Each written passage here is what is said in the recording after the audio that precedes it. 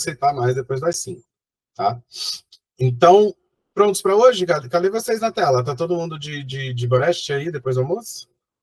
O Júlio tá esperando a comida dele. Cansado. É o Gilson.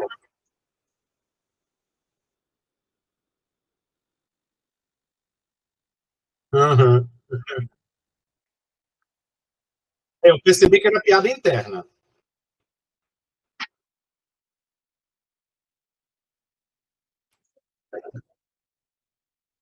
Sim.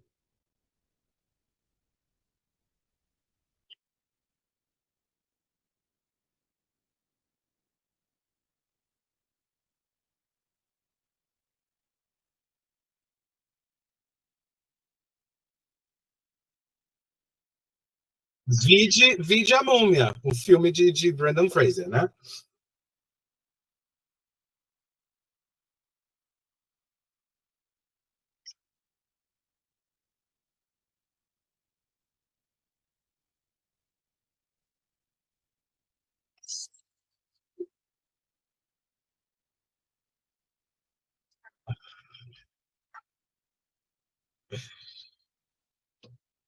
Então, gente, cadê vocês? Tá de castigo. Ele não para de piar. Faz que nem eu, tem aquário. De aquário não faz barulho.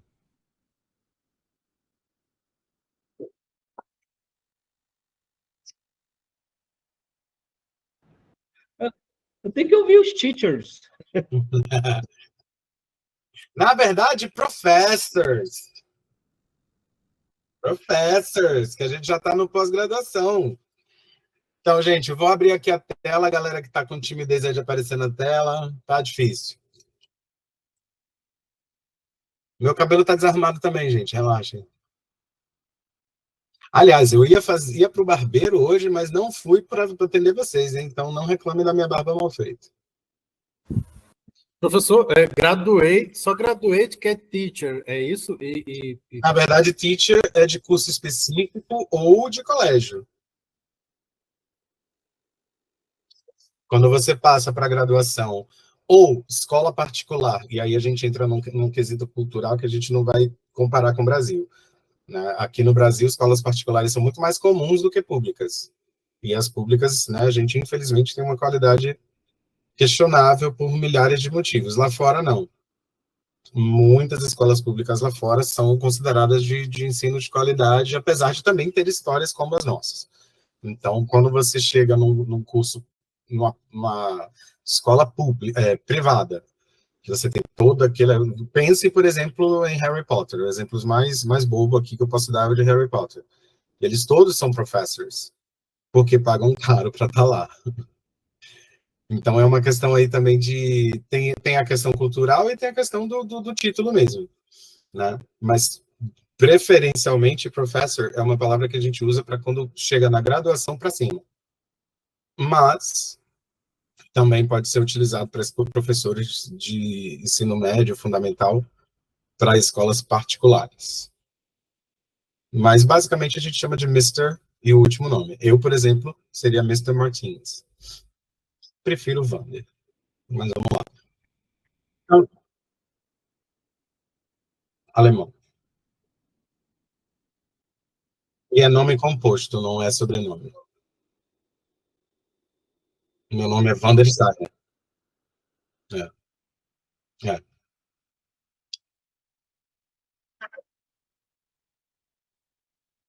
É uma variação criativa do meu pai, que seria Steiner, que vem da palavra Stein, que é rocha. E Wonder vem da combinação holandesa de funder, que é o do mais é. De mais o, perdão. Quando você fala Abel de Souza, né? Então esse de com o o ficaria do. Então funder em alemão, em holandês seria funder, como está escrito aqui. Só que em inglês, por coincidência, não foi a intenção dele, wonder é um verbo, que é tipo vagar sem destino, né? Tipo, trilhar o mundo, botar as mochilas nas costas e ir. Adoro, inclusive. Então, Seria uma combinação de holandês com alemão.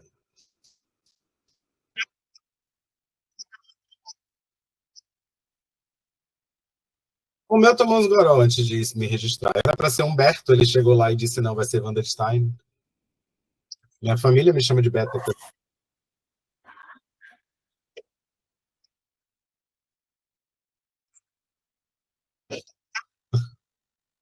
Tanto que é a família da minha mãe que me chama de Beto, a família do meu pai me chama de Wander. Ou Steiner, né? Que na minha família eu sou Steiner.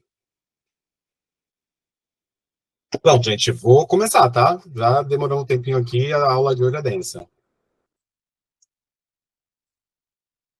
Ups, foi demais. Bom, o que a gente vai tratar hoje, tá? É uma continuação da aula passada que tem a ver com verbos. E assim, antes da gente começar, eu queria dar só uma repassada nas atividades na atividade que a gente viu na aula passada, essa mesmo que deu esse probleminha aí. A gente estava visualizando muito do aspecto estrutural. A gente hoje vai abordar um pouco mais a questão sintática e semântica. O que eu quero dizer com isso?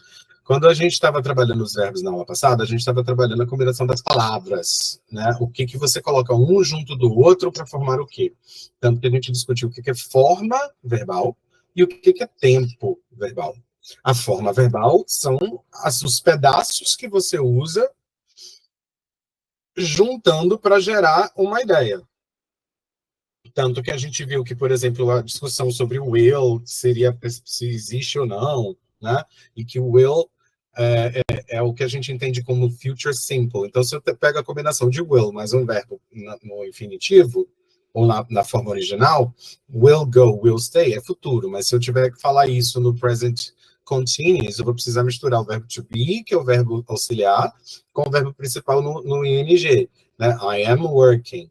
Então, a gente viu como montar os pedaços a partir das formas para gerar os tenses, que são os tempos. Hoje, a gente vai entender a mensagem por trás dessas combinações.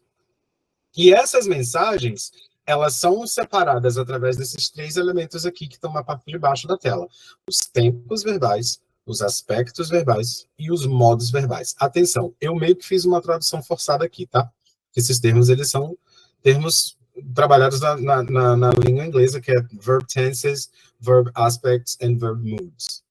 Então, a gente vai entender um pouquinho deles para daí, então, completar o que a gente precisa visualizar quando a gente trabalha com verbos, quando principalmente vocês estiverem tentando interpretar.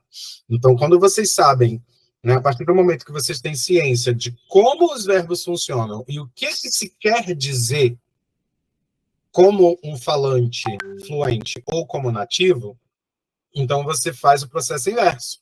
Se ele colocou essa combinação, porque o que ele quer dizer é isso, né? Como a gente faz na nossa língua, eu vou escolher dentre todas as possibilidades aquilo que eu quero dizer. Tanto que, se vocês lembrarem da aula passada, eu disse para vocês 6 exemplos. Nossa, gente, mosca, sai daqui. Eu falei para vocês na aula passada sobre as formas de futuro, né? Que eu listei para vocês umas 6 ou 7 formas diferentes de futuro, e cada uma delas transmite uma mensagem diferente. Cada uma delas tem uma nuance diferente, né? E aí vai ser justamente na hora que você decide, naquele milissegundo que você decide a forma do verbo que você vai usar, por você ter fluência, por ser a sua própria língua, você não precisa raciocinar o que você está dizendo. Vem naturalmente, que nem dirigir carro e passar marcha. Então, quando você trabalha com essa noção, você precisa entender que quando um nativo fala ou escreve escolhendo uma determinada combinação, é porque uma mensagem implícita ou explícita está vindo disso.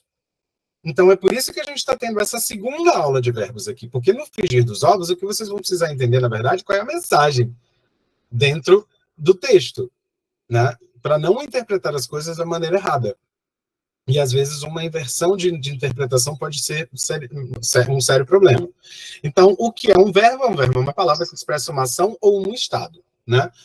A ação você entende como algo dinâmico, que pode haver uma noção de movimento, né? Enquanto que o estado é aquilo que é.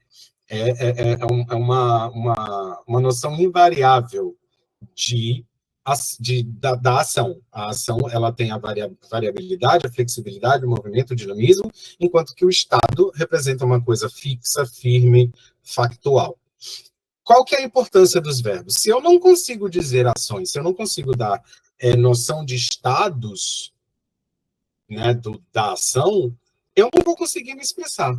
Pelo menos não na nossa língua. A gente não tira aqui, por exemplo, as línguas asiáticas que não têm essa noção tão no cerne do que é se expressar na língua deles, quanto é para a nossa. Não só para a nossa língua, como para a língua inglesa também, que são línguas a partir de caracteres, e não de ideogramas.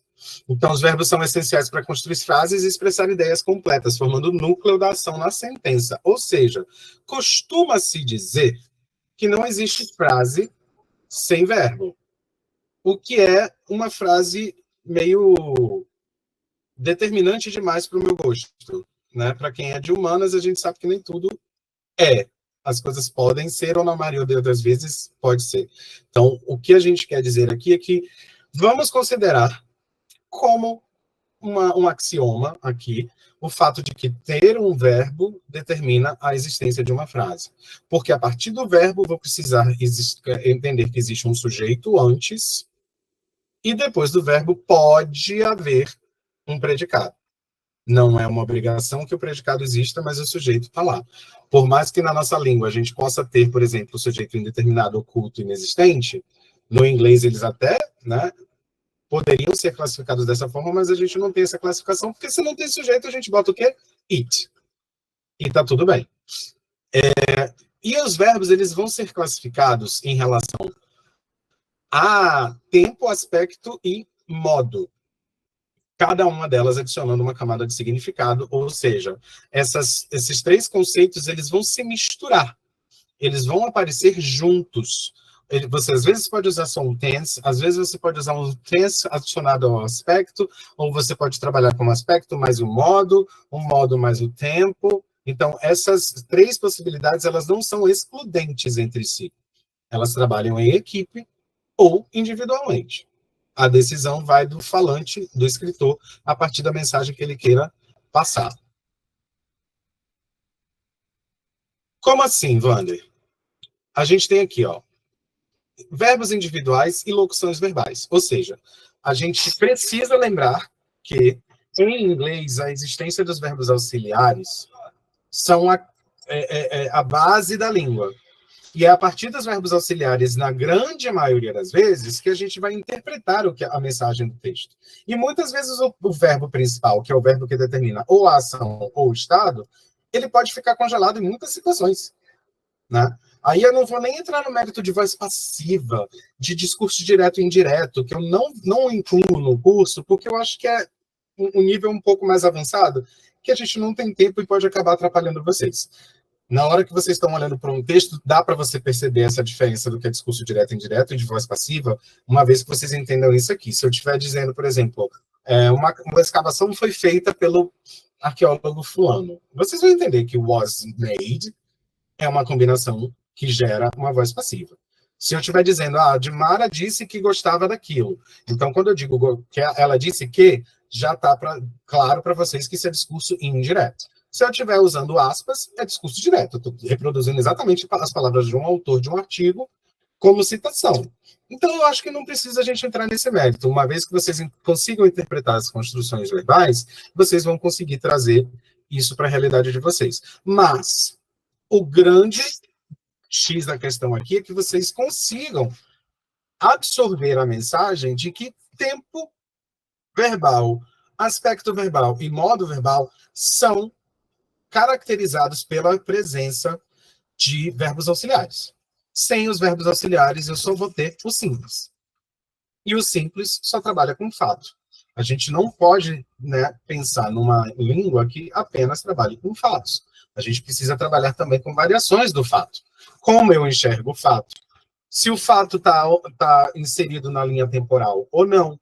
Se é uma coisa recorrente, se é uma coisa que está acontecendo, estava acontecendo, estará acontecendo, se poderia acontecer, se acontecesse isso seria o resultado. Então, todas essas brincadeiras estão aqui nessa aula de hoje, tá?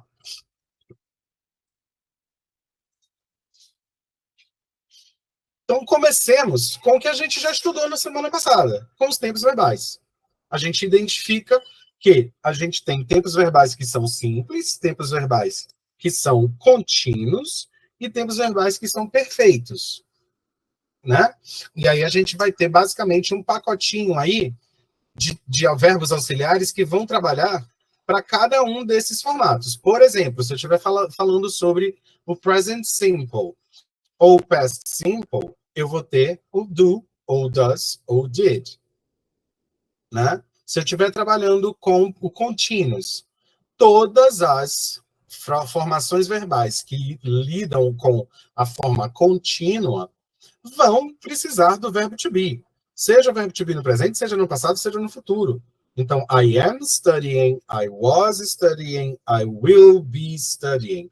Quem modula o tempo da ação é o verbo to be. O verbo principal está lá sentado no trono dele, só com o ingzinho dele, e está ótimo. Quem é responsável pela variação de passado, presente e futuro é o be. Então, eu tenho aqui o segundo pacote de verbos auxiliares, que são as variações do verbo be. E aí a gente tem o terceiro pacote de verbos auxiliares, que são os perfects, que são sempre variações do verbo have. O auxiliar dos tempos perfeitos é o have. Então, present perfect vai ser have ou has. No passado, past perfect vai ser had. Se for futuro perfeito, future perfect vai ser will have.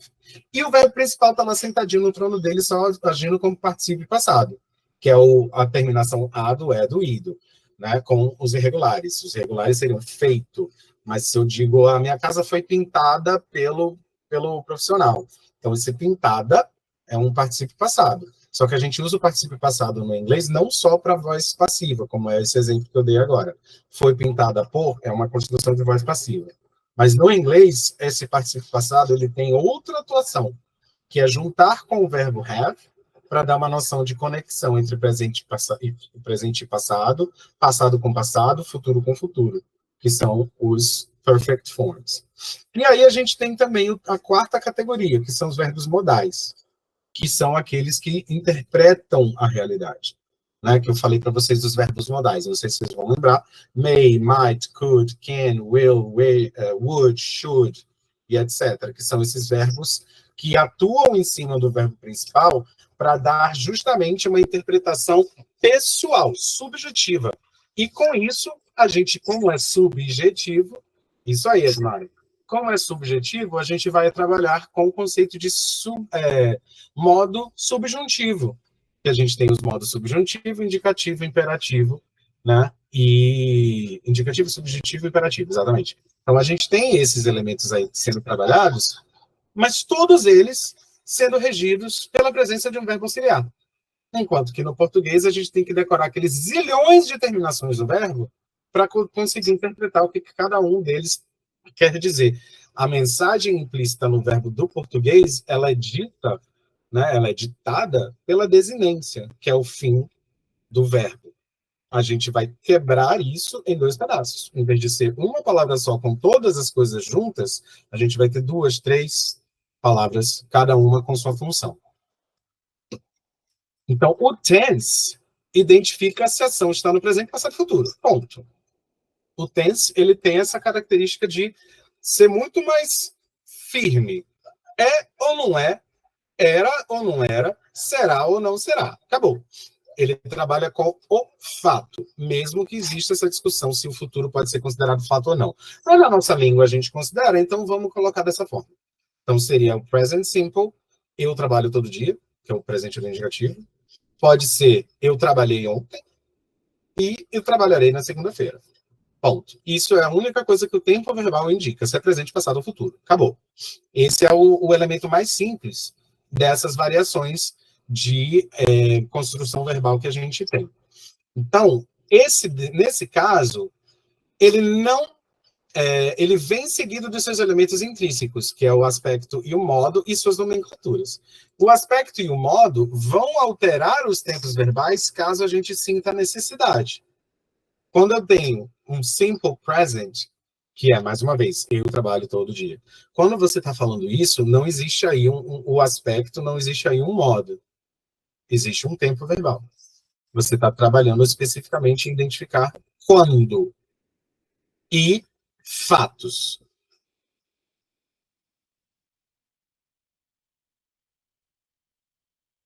Então, a intenção desses tempos verbais é simplesmente representar a ideia de fatos, acontecimentos, sem nenhum cerne subjetivo. Ou seja, quando você descreve, quando você narra, quando você disserta, esses gêneros textuais trabalham muito com tempos verbais, no sentido de que vão trabalhar com fatos. Vocês estão muito acostumados a ver, por exemplo, esse tipo de construção nos artigos que vocês leem, nos livros que vocês leem, justamente porque vocês estão trabalhando com o conceito de história, né, com o conceito de arqueologia, com o conceito de coisas que eram e que são.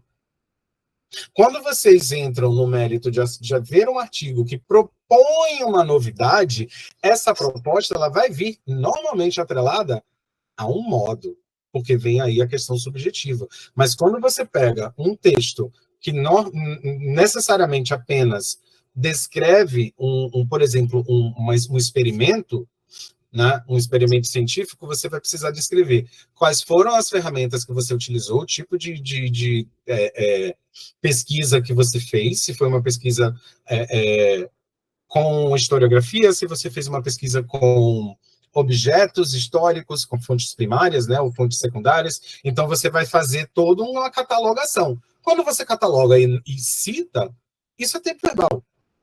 Acabou. É ou não é? Quando você entra no mérito de gerar hipóteses, você já está trabalhando com alguns aspectos, como, por exemplo, o aspecto perfeito, que é de retrospectiva, porque você vai usar esse aspecto de retrospectiva para gerar uma conclusão. Num doutorado, num mestrado, por exemplo, você tem a permissão acadêmica de sugerir coisas novas. Enquanto que na graduação e pós-graduação a gente só tem o direito de dizer o que é, né? A gente não pode estabelecer uma tese, a gente vai estabelecer um monte de hipóteses. Quando você chega lá num parâmetro mais acima da hierarquia acadêmica, aí você vai trabalhar com novas possibilidades e novas sugestões. Então, só utilizando um pouco do mundo de vocês para vocês conseguirem ir acompanhando o que é o conceito do tempo verbal, tá? Eu vou interromper 2 segundos porque eu acabei de me lembrar que eu não postei a presença da aula de hoje. Só um minutinho, antes que eu esqueça. Hoje é dia 15, né? Perfeitamente, professor. Postei lá, tá, gente? Então, voltando aqui, exemplos. We need to schedule our next meeting. Como que vocês traduzem essa primeira frase aí, por favor?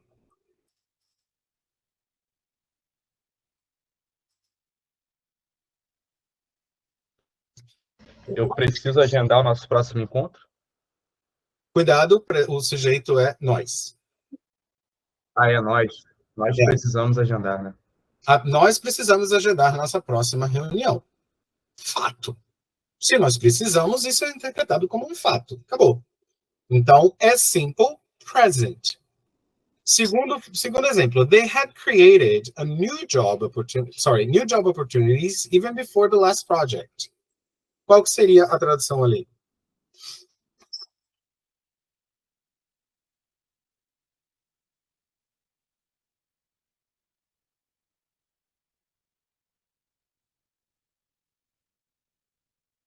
Eles têm criado novas oportunidades de trabalho,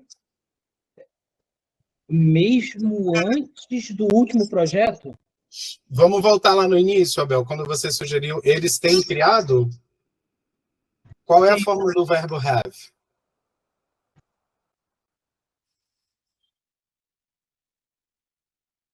O verbo have está no presente, passado ou futuro?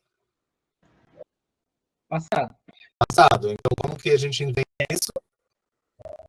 Eles haviam criado, né? Eles tinham criado. Então, a gente tem aqui uma construção que é um passado antes do fato, de outro fato passado. Então, aqui a gente tem uma combinação já de simple com aspecto perfeito. O que eu quero dizer com isso? O verbo had está no passado simples. Created está no particípio passado. Eu tenho aqui um tempo verbal combinando a verbo auxiliar had com o verbo principal created. O verbo principal só está dizendo qual é a ação, que no caso é criar. Mas quem está determinando quando a ação aconteceu é o verbo auxiliar had.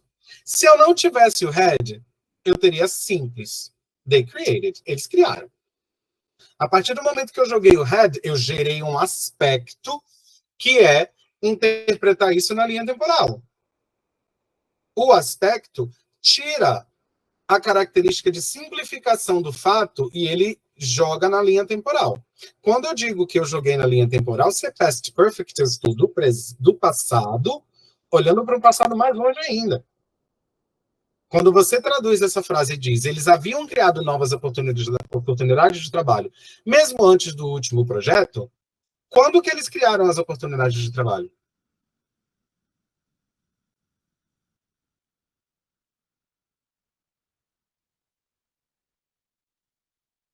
As duas ações estão no passado ou tem alguma coisa no presente?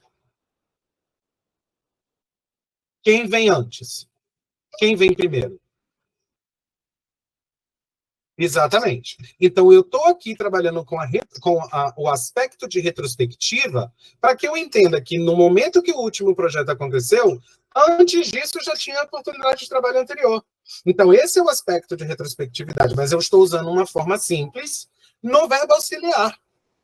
Quando eu não tenho verbo auxiliar na afirmativa, né, por favor, lembrem que quando tem interrogativa e negativa, eu necessariamente vou precisar de auxiliares. Mas na afirmativa, eu normalmente não vou utilizá-los, a não ser o will, porque o will é um caso à parte. Mas se eu digo they created, ou se eu digo we need, eles por si sós já trabalham com ou passado ou futuro, ou presente. Acabou. Mas eu aqui no Past Perfect adicionei uma brincadeira aí de mistura de tempo com aspecto, já meio que querendo entrar no mérito do aspecto já. Aí eu tenho a terceira frase aqui. They will have been working for 2 years here in 2025. Como que vocês traduziriam isso aqui? Eles vão estar trabalhando por 2 anos aqui em 2025. Eles vão ter estado trabalhando. Né? Mas ok, João, para o fim de interpretação, fechou. A sua interpretação já foi correta. Por quê? Porque eu estou projetando o que acontece primeiro nessa linha temporal aqui. Futuro? Não, ok. A situação está no futuro, mas o que vai acontecer primeiro? Eles estarem trabalhando ou 2025? Eles estarem trabalhando, viu? Eles estarem trabalhando. Significa dizer, então, que 2025, eu posso interpretar que eles que teriam começado a trabalhar, talvez em 2023. Então, é muito claro para mim aqui que eu estou projetando o meu ponto de vista lá para 2025 e olhando para trás. Esse olhar para trás engloba até 2023. Não importa que o presente hoje é 2024. Eu estou focado nos acontecimentos do futuro. Então, mais uma vez aqui, eu fiz uma brincadeira de tempo verbal com aspecto verbal, projetando a retrospectiva para 2 tempos do futuro. 2025 e quanto tempo de trabalho eles vão ter em 2025. Então, eu tenho uma combinação aqui. Ou seja, quando eu estiver trabalhando com o verbo auxiliar will não se conjuga, né? Não existe outra forma de will. O will é sempre will. Ele sempre vai indicar futuro. Aí eu tenho have, que é uma forma original. Aqui eu estou voltando a trabalhar com vocês o conceito de o que é forma e o que é tempo. Eu estou combinando 4 verbos. Vocês observaram que eu tenho 4 verbos juntos aqui? Eu tenho will, que está na forma original. Eu tenho have, que está na forma original. Eu tenho been, que está na forma particípio passado. E tenho working, que é contínuo. Então, gente, é muita coisa para ser interpretada numa combinação de verbo só. Então, quando vocês virem esse catatal de verbo, parem para analisar, para vocês não interpretarem a coisa errada. Mas o segredo aqui é, olhando da esquerda para a direita, você vai montando o conceito. Will quer dizer futuro.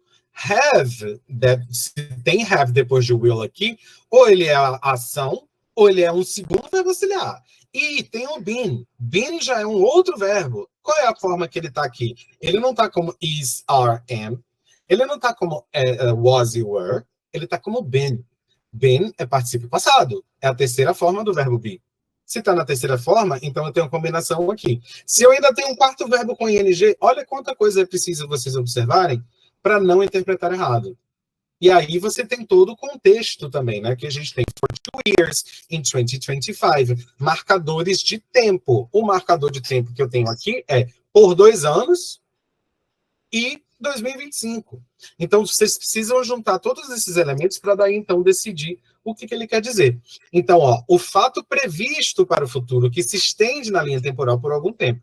Future Perfect Continuous. É o nome dessa conjugação. Então, o tempo verbal, o simples, é só o primeiro. O segundo e o terceiro são combinações possíveis que vão acontecer a partir do tempo, do aspecto e do modo. Ainda não entramos no que é aspecto, ainda não entramos no que é modo, mas para vocês entenderem que o único deles que só tem tempo verbal é o primeiro. O segundo e o terceiro tem o tempo verbal, mais aspecto verbal, mais modo verbal. Como que funciona isso, Wander? Professor, só uma perguntinha Claro. sobre o Jambir. Se a gente estiver fazendo uma tradução profissional, né, uma prova de tradução, você recomenda que a gente traduza com verbos auxiliares no português ou posso fazer uma tradução direta? Não vá na tradução do português. Por quê? Porque ali você vai querer dizer will have created como vai ter criado. Por exemplo, eu podia colocar tinha criado, né? Ou Não, terá criado. Será criado, no caso, né? Ou poderia colocar mais enxuto ainda, criará, que seria... Não é criará. Não é criará. Por que não é criará? Alguém sabe? Eu adorei essa pergunta. Alguém sabe por que não é criará e sim terá criado?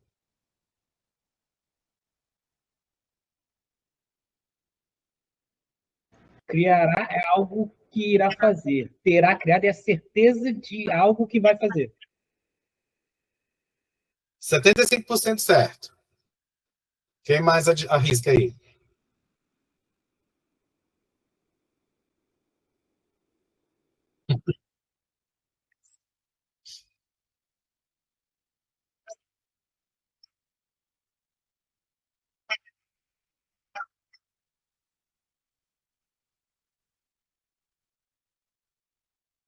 Sim e não.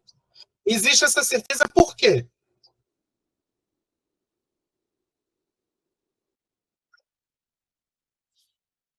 Você vai dizer, nós teremos criado esse projeto, por exemplo,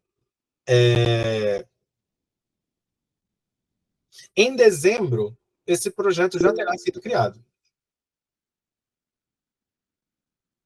É diferente de eu dizer, nós criaremos esse projeto em dezembro. Quando eu digo nós... Exatamente.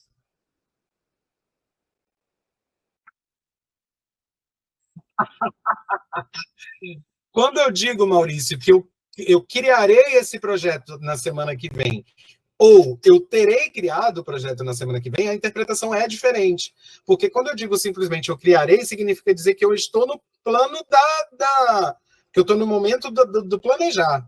Que eu estou na fase do idealizar. Como será que eu vou colocar isso em prática? Quando eu digo que eu terei projetado, que eu terei criado esse projeto, significa que você já está em fase de realização. Ou, mais ainda à frente, se você coloca isso daqui a 5 anos, por exemplo, em 2029, esse projeto já terá agraciado 10 mil pessoas. É uma estimativa, é uma estatística que você está gerando, porque você já sabe como o projeto vai funcionar. Então, você pode fazer uma especulação, você pode gerar dados estatísticos. Então, É diferente de você dizer, em 2029 vamos implementar. Você vai passar esses 5 anos preparando para que ele seja lançado em 2029. Quando eu digo ele terá sido projetado, ele terá, né, atendido 20 mil pessoas, 10 mil pessoas, significa dizer que já lá para 2029, a coisa já vai estar acontecendo antes de chegar no prazo final. Então, o Future Perfect, que foi a terceira frase que a gente viu ali, você se projeta para o futuro e olha para trás. São 2 pontos do futuro. O Past Perfect, que é o segundo exemplo, são 2 pontos do passado. O Present Perfect, e aí a gente entra no mérito da sua pergunta, Maurício, se eu posso traduzir literalmente, se eu digo para vocês, I have taught you for more or less 3 months. Eu sou professor de vocês por mais ou menos 3 meses.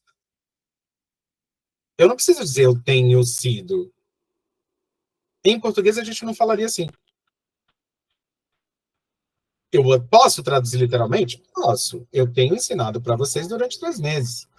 Mas se eu troco um pouco essa variação aí, se eu disser, por exemplo, I've had lunch, eu almocei, já é diferente. Então eu não posso traduzir como eu tenho almoçado, porque se eu digo eu tenho almoçado, você quer dizer que essa ação está sendo repetida constantemente até agora, que ela ainda não parou. Eu estaria aqui com o prato na mão, comendo com vocês. Então é muito complexo se você quiser. Pois é, você vai incorrer em riscos se você fizer a tradução literal. Por isso que a gente está discutindo esses elementos aqui, para vocês conseguirem desconectar da palavra traduzida literalmente. Termos técnicos, por exemplo, muitas vezes vocês vão poder fazer uma tradução literal. Mas se você estiver assistindo um filme, lendo um romance, ou assistindo uma série, vocês vão ver essas coisas muito mais comumente do que dentro de um trabalho científico.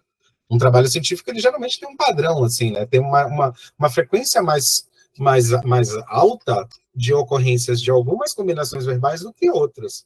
Porque, mais uma vez, trabalho científico lida com fatos.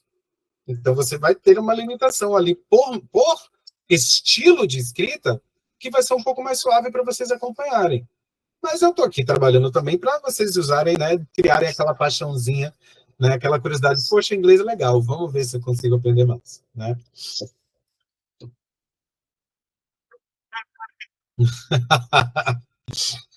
Então, gente, aí a gente muda agora para o aspecto. Quando eu trabalhei com vocês os exemplos da página anterior, aqui, esses 3 exemplos, eles têm o tempo, porque eu preciso saber se a minha perspectiva é de presente, passado ou futuro. Essa é a responsabilidade do tempo verbal. Então, se eu estou trabalhando ali no primeiro exemplo, we need está conjugado na forma original. Se é a forma original, então isso é tempo simples. Se eu tenho lá o had, que está na forma passada, mas eu esqueci de pintar, né? O had está na forma passada, mas ele está associado a outros verbos, então eu só sei que é passado, mas eu preciso continuar a interpretar o que no passado está acontecendo. Porque eu não tenho somente um verbo na forma simples. Eu tenho um verbo na forma simples que está funcionando de verbo auxiliar. Ele não é o verbo principal. O need, lá do primeiro exemplo, ele é verbo principal conjugado no presente. O segundo é o had, no passado, funcionando como auxiliar de alguma coisa. Então, ali o had está na forma simples, no tempo simples, mas gerando um aspecto de retrospectividade. No terceiro, eu tenho o will, que só tem a forma original. Have, na sua forma original. Been, na sua forma passado. E working, na sua forma contínua. Então, as 3 formas estão sendo usadas aqui. As simples, que são will e have. Particípio passado. E particípio presente, né? Que o contínuo a gente também chama de particípio presente. Então, tem 3 formas verbais combinadas ali. Opa, não tem só uma marcação de tempo, tem uma marcação de interpretação, tem uma marcação de detalhe, tem uma marcação de algo a mais que não é somente um fato. e deixou de ser fato pelo fato de você estar projetando para o futuro. Então já deixou de ser fato. Mas eu preciso da forma verbal simples para gerar esse conceito mais complexo. Eu não posso gerar um aspecto e um modo se eu não trabalhar com o tempo. O tempo determina presente, passado e futuro. O aspecto já vai começar a jogar na linha temporal. Ele já vai estender um zoom aqui na minha linha temporal e a partir disso eu vou começar a enxergar em que ponto do tempo eu estou olhando. Então, voltando no nosso slide de aspecto, os aspectos eles podem ser considerados aqui nesse texto maior. Ó. Simples, contínuo e tem o perfeito também, tá? Por que eu não botei o perfeito?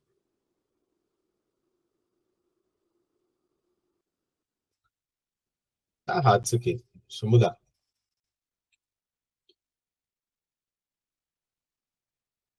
Ah, tá. Eu botei aqui e não acabou. Tá no próximo slide.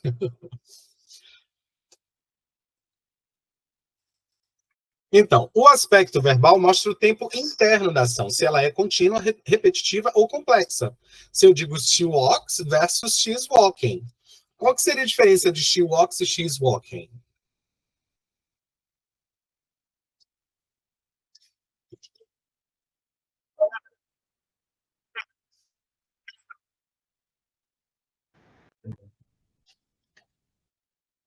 Caminhando. É walking, né? É isso. O primeiro exemplo, she walks, ele está variado pelo Szinho que apareceu ali, mas é a única... Anda, né? Hã? É o presente, né? Anda. É o presente. Na nossa língua, a gente tem uma forma verbal para cada pessoa. Eu ando, tu andas, ele anda, nós andamos, nós andais, eles andam. Enquanto que em inglês eu sou variação da terceira pessoa. Ela, ele, isso. Então aqui eu estou dizendo, ela anda. Não tem contexto, é uma frase louca, porque a gente não vai simplesmente dizer ela anda, né? Mas eu vou entender, por exemplo, ela anda todo dia antes de ir para o trabalho, né? Tipo, ela faz um exercício de caminhada. Ou ela anda para o trabalho, quer dizer que ela não pega bicicleta, ela não pega Uber, ela não pega ônibus, nem metrô. Ela anda para o trabalho. É um fato. Agora, se eu abro a janela aqui e vejo minha vizinha passando, eu vou dizer she's walking to the supermarket, por exemplo. She's walking to the restaurant. She's walking para a vida, né? Então, aqui eu estou descrevendo a ação no momento em que eu enxergo. Então, eu deixei de falar de um fato repetitivo, permanente, que é simplesmente fato, e eu transformo. O is é o verbo auxiliar, é o verbo to be. Ele está em que forma?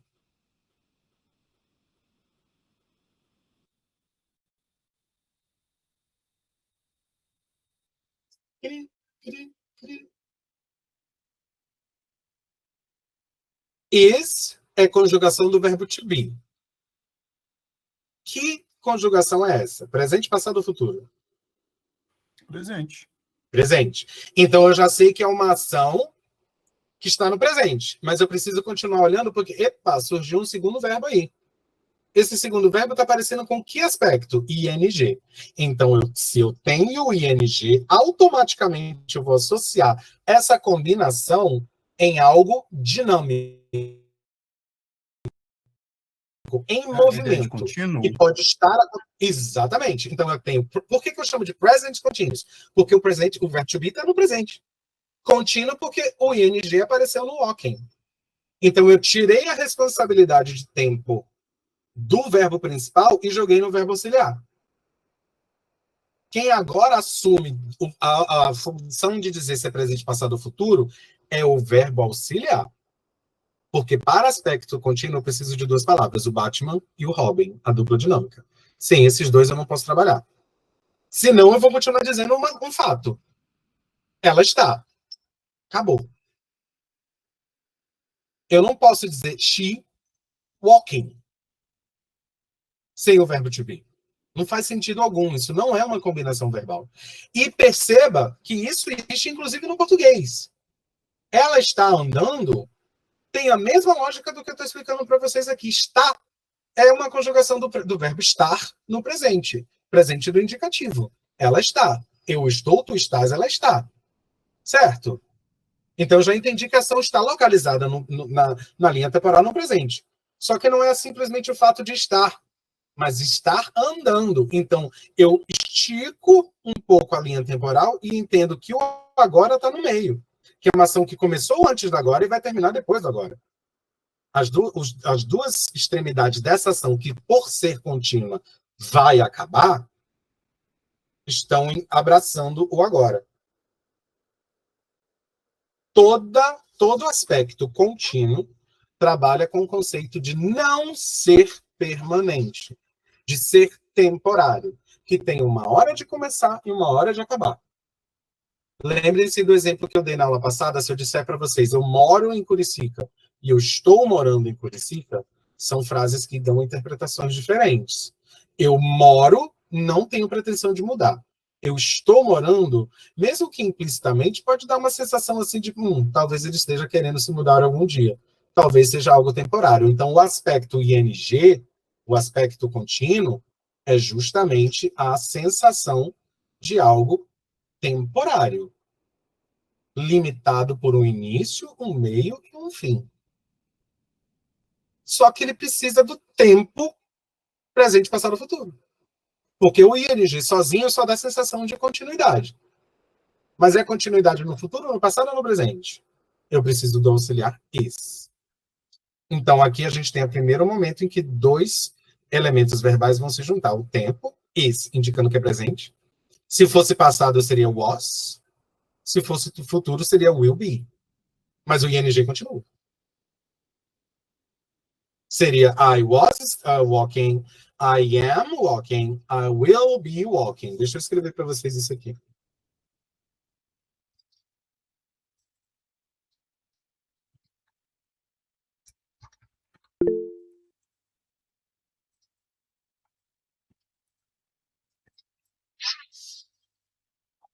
Essas três frases, todas elas têm aspecto contínuo. Todo mundo está vendo ING no fim do verbo principal?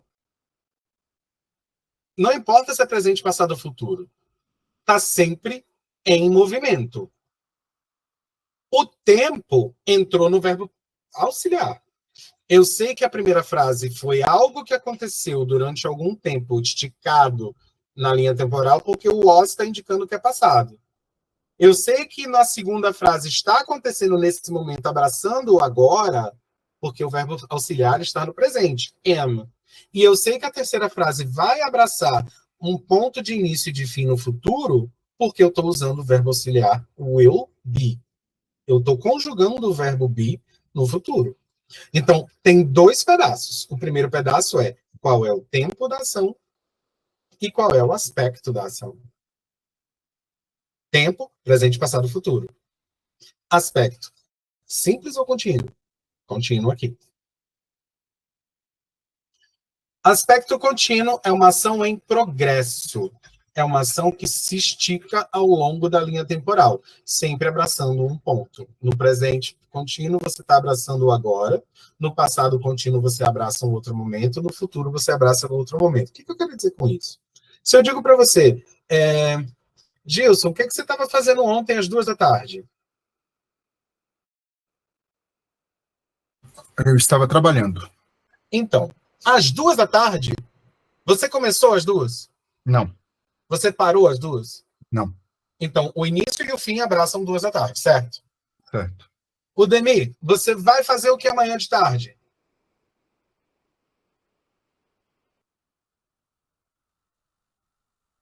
O Demi? Eu, professor, posso responder. Espera aí, Marcos. O Demi, Amanhã você eu vou vai estar estudando. Vai estar estudando? Ok. Isso. O Demi, você vai estar fazendo o que amanhã de tarde? Tá sem Ele aula. dá uma saidinha para ir no banheiro, professor. Não, ele está aqui. Eu vou descansar. Decisão sábia, Demi. Então.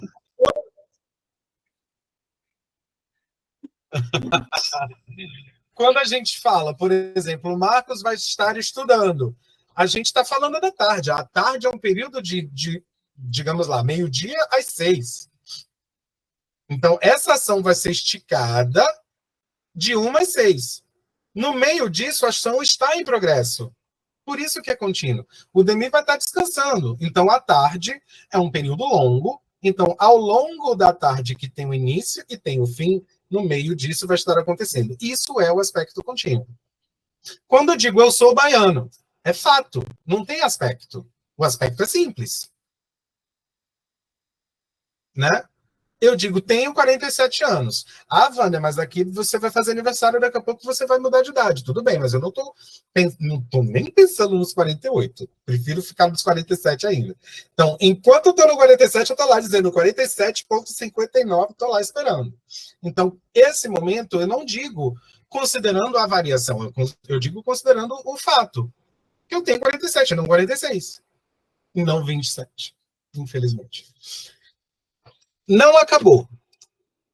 Vamos agora para o nosso querido aspecto verbal perfeito, que ele gera alguns traumas ao longo da vida das pessoas, mas depois que você faz as pazes com ele, ele fica tão útil. Por que eu quero dizer isso? Na aula passada eu comentei sobre isso. Útil no sentido de que vocês vão ver isso com tanta frequência que vocês vão acabar percebendo, isso no caso, né? Se vocês tiverem esse interesse de entrar no mundo, de se tornar influentes, etc. Mas ao longo dos artigos e textos e livros, vocês também vão ter alguns momentos em que isso vai aparecer. No texto que eu postei para vocês, inclusive na atividade 5, teve esse aspecto aí, né? O aspecto perfeito indica que a ação foi completada antes de um certo ponto no tempo. Vamos interpretar isso? Se eu digo, she has walked, ela andou até agora?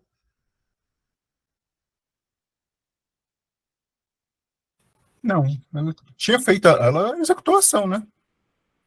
Ponto. Eu sei quando ela começou, quando ela terminou? Não. Mas ela executou. Mas ela executou. Então, antes do agora, por que eu estou dizendo agora? Porque o verbo auxiliar have está conjugado no presente. Ele virou has porque a pessoa é she. Lembrem-se que no presente a gente só modula o terceiro. Ele, ela, isso. É ela, então eu preciso conjugar. Mas ainda assim é presente. Então, a minha análise está partindo do presente. O verbo auxiliar indicou de onde eu devo olhar. Aí eu vou olhar o quê? A ação. Se está aparecendo um verbo no particípio passado, eu tenho aí um present perfect. She has walked significa que ela andou. Importa quando? Não. Voltamos à pergunta do Maurício anteriormente. Eu não posso traduzir essa frase como ela tem andado. Eu tenho que entender que she walked e she has walked é a mesma coisa.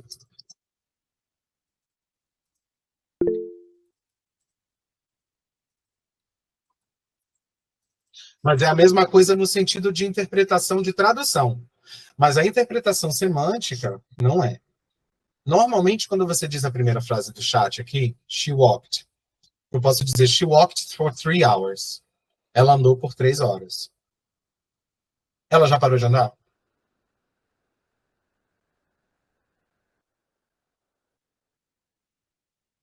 Primeira frase. She walked for 3 hours.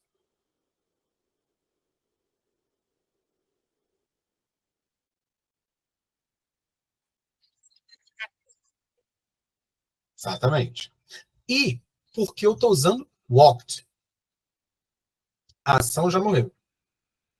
Mas se eu digo she has walked for 3 hours, ela continua andando?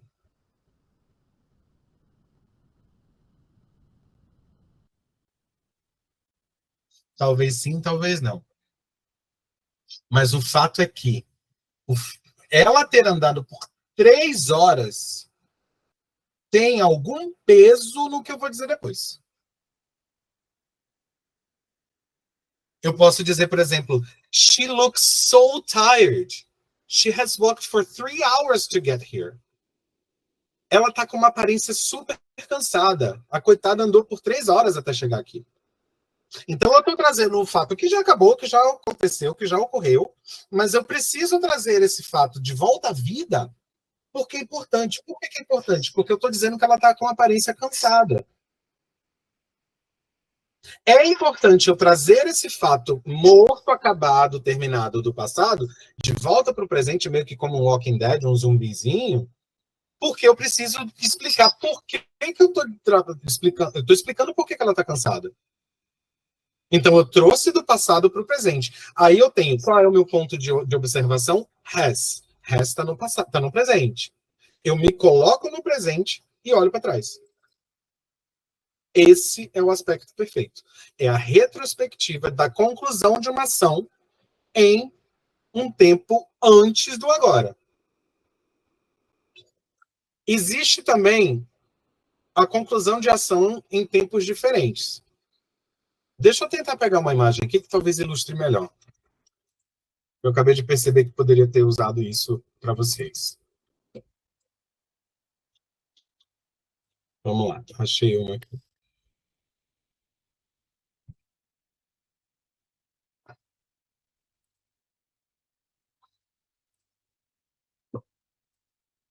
Olha só, o presente está aqui. By the time I got to work this morning, John had been there for an hour already. Vamos ver o que vocês interpretam. Como que vocês traduziriam essa frase?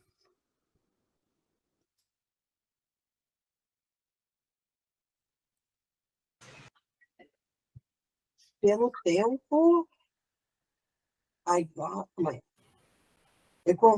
Eu consegui trabalhar essa manhã. John.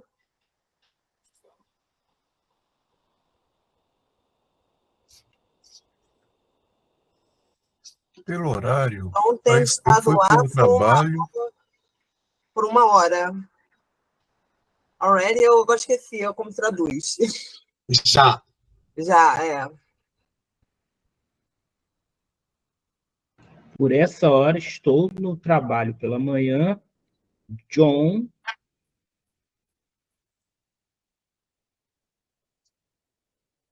trabalhou. Peraí. Por agora, eu vou para o trabalho. Eu fui para o trabalho pela manhã. John had been. Foi uma hora depois? Não. Olhem para a linha temporal. Posso tentar? Vocês estão olhando para a frase, mas não estão olhando para a linha temporal. Posso Esse tentar? gráfico. Hã? Posso tentar? Claro, fica à vontade. Pela hora que eu cheguei essa manhã, pela hora que eu cheguei no trabalho essa manhã, João já estava lá há uma hora. Exatamente. Olha lá.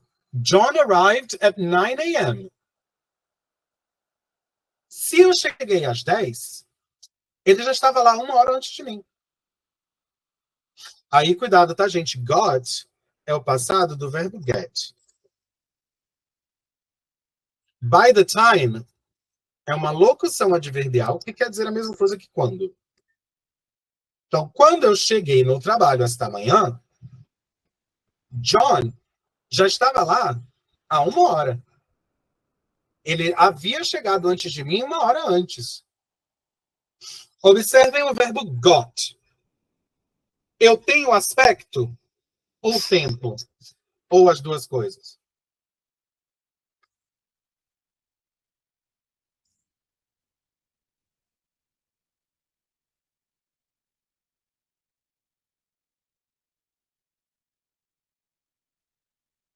Quantas palavras Tempo, né? Quando cheguei, né? É o aspecto temporal. Quando cheguei.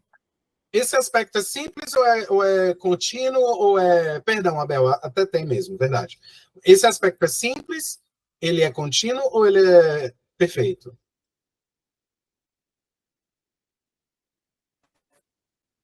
Perfeito, né? Cheguei. No momento que eu alcancei, no momento que eu cheguei no local. Então, se eu cheguei, é simples. Simples. Simples.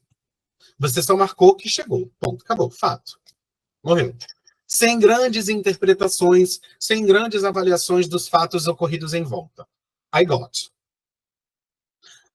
Had been. Qual é o tempo, qual é o aspecto? Acredito que aí seja contínuo, né? Porque tá...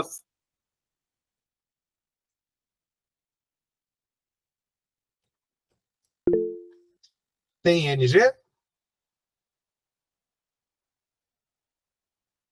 Não tem. Então não pode ser contínuo.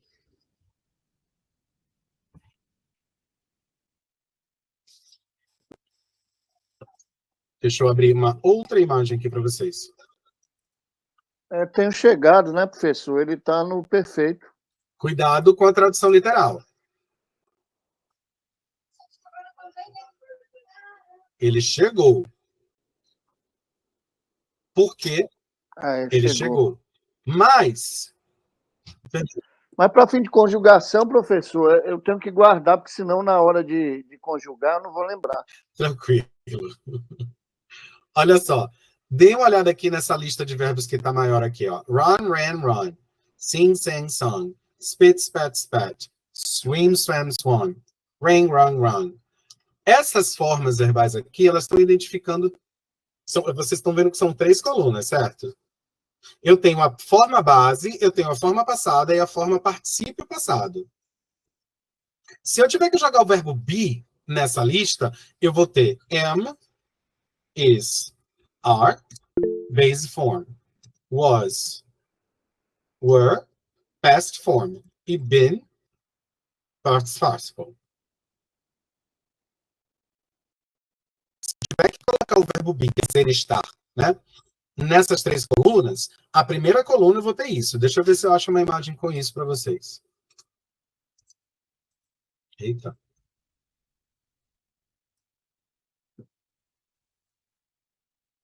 Aqui, ó. Esquece a parte em verde, tá? Ah, não, mas aqui ainda está incompleto.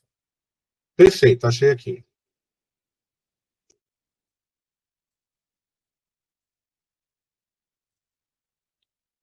Dá para enxergar ou está muito pequeno?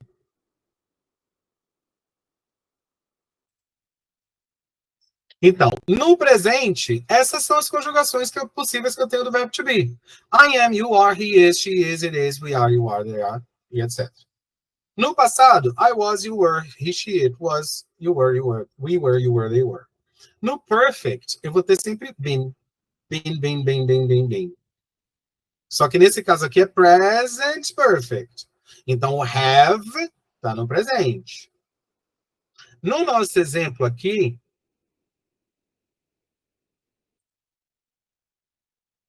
aliás, esperando. No nosso exemplo aqui, o have está em que tempo?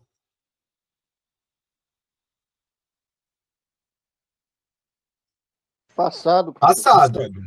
Então, quando eu cheguei no trabalho esta manhã, John o already, que a gente usou lá no final, already had been there. Ele já estava lá. Ou seja, eu cheguei no trabalho passado, certo? Mas antes desse passado aconteceu outro passado. Então, olhem para a linha temporal de novo. Eu tenho o presente aqui. O presente não está sendo trabalhado. O futuro não está sendo trabalhado. Eu tenho o passado, uma ação antes e uma ação depois. No meio dessas 2 ações, algo aconteceu. Então, eu me joguei... Isso é a mesma coisa no português. Mesma coisa do? É a mesma ideia do português de falar antes de ontem, né? Exatamente. Então, aqui o que você tem é, ele já estava lá quando eu cheguei. As 2 ações estão no passado, mas em português você fala, ele já estava quando eu cheguei. Estava e cheguei é a mesma coisa, é o mesmo tempo verbal.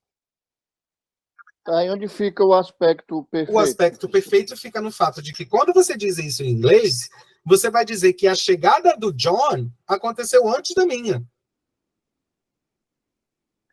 Perfeito nesse sentido, é? Porque você vai se colocar, se projetar para o momento que você chegou e vai olhar para trás. O que aconteceu antes de você chegar?